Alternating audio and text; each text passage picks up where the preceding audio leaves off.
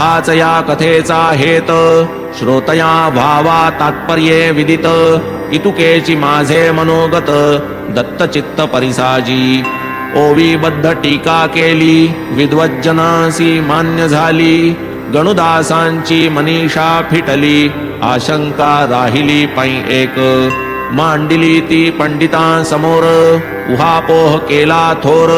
परी होईना समाधान पर शंका निर्धार कोणाही इतुक्यात शिर्डीस काही कारणे दासगणूंचे घडले जाणे आशंकेचे निवारण होणे सहजपणे झाले की घेऊ गेले साईंचे दर्शन मस्तकी धरिले श्रींचे चरण करून या साष्टांग वंदन सुख संपन्न जाहले संत कृपेचे अवलोकन संत मुखीचे मधुर वचन संतांचे ते सुहास्य वदन कृत कल्याण भक्तगण केवळ संतांचे दर्शन करी सकल दोषांचे क्षालन जयासी त्यांचे नित्य सन्निधान काय ते पुण्य वर्णावे का गणू कोठूनी आगमन पुसती बाबा वर्तमान